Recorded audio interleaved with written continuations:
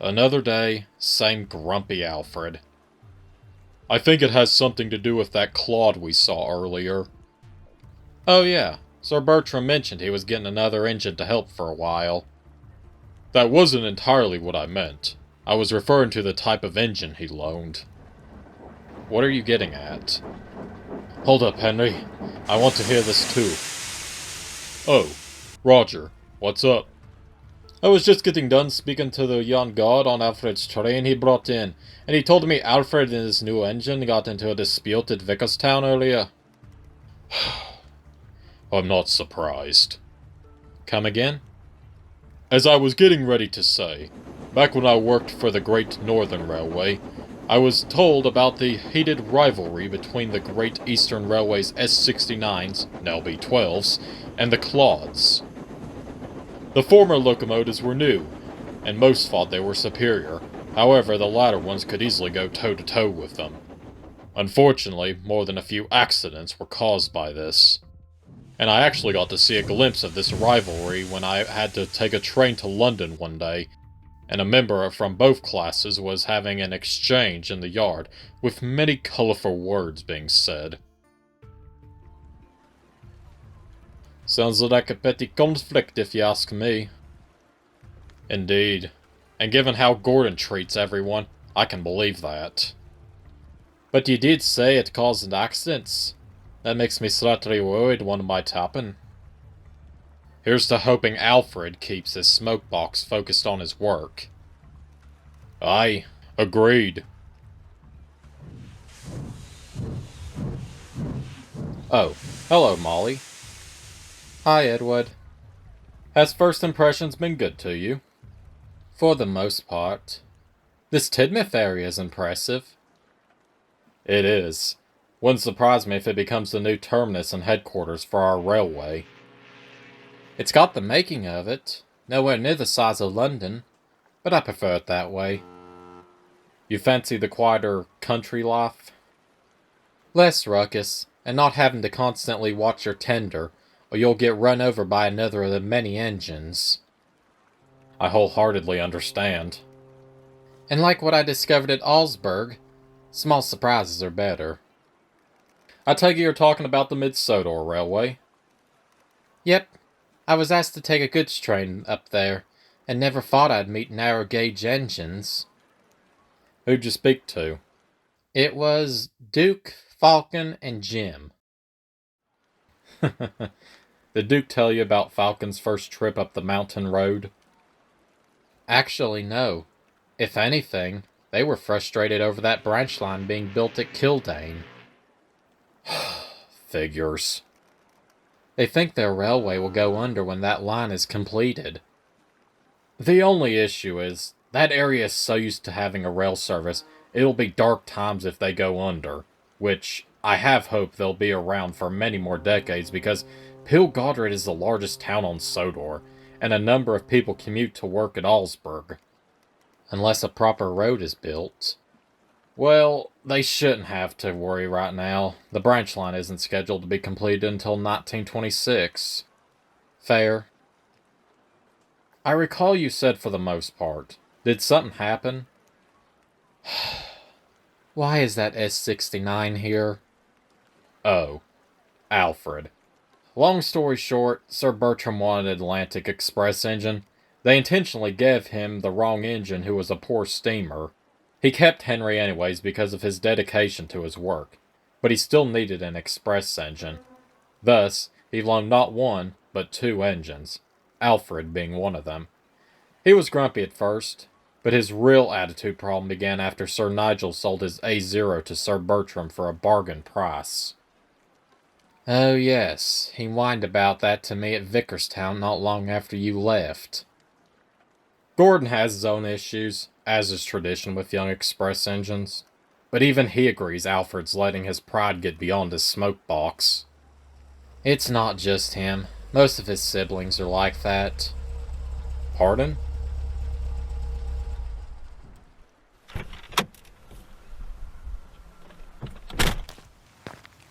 Ah, Molly. I hope you're settling in well, but I need you to take a light express service later.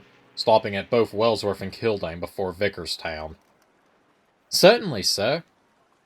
Originally, I had Jeffrey scheduled to take it, but these big engines don't like staying on the rails. I see. It's not for a couple hours, so I'd like you to help Roger around the yard and harbor until then. Yes, sir.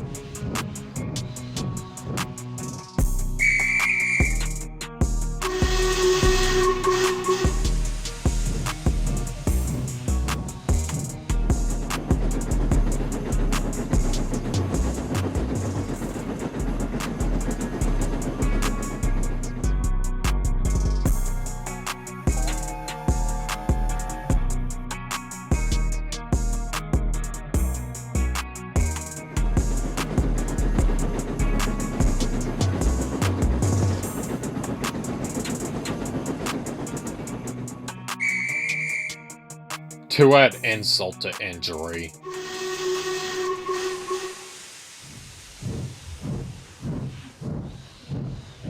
Honestly, Alfred, we've tolerated your complaining, but both me and David agree with what Molly said to you at Vickerstown this morning.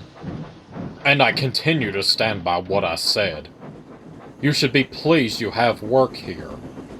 If I was needed that bad, Sir Bertram should have put me on the train I was brought here to pull. You were brought here on loan to be trialed. Nobody could have predicted Gordon would be sold to this railway. Then why does he not send me back now that he has his express engine?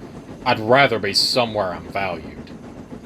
And you would be here, but your attitude is ruining your reputation with the others. I don't even know why I'm arguing with you. Y'all don't understand what it's like for a locomotive. Why can't you comprehend? Don't bother. He's gonna give us the silent treatment.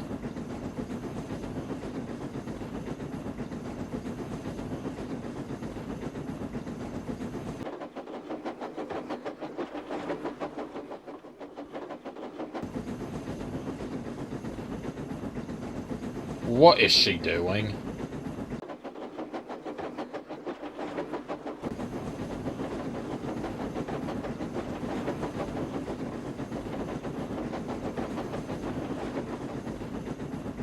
He did not give her that express run. In all my years, I will not be one-upped by a clod, even if I have to. Alfred, the station! What? Oh, crap!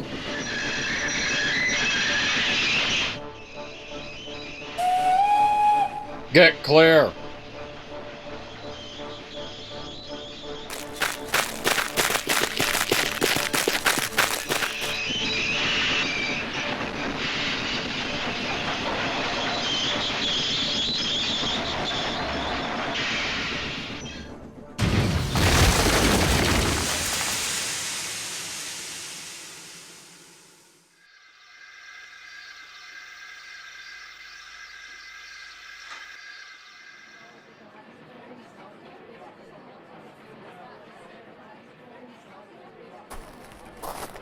Mr. Knight?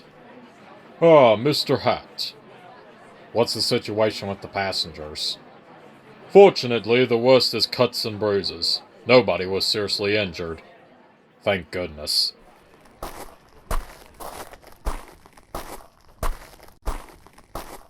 What on earth were you thinking? May I ask why those points were set to this siding? The points had jammed. The station master was going to have you reverse onto the express line after exchanging passengers. Now answer the director's question. I wasn't paying attention. That's it? Is there not a reason you were distracted?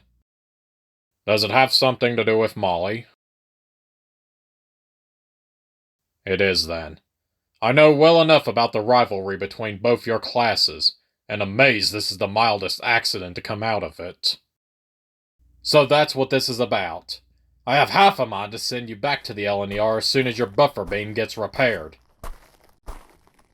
Excuse me, sir, but can I have a word? All right.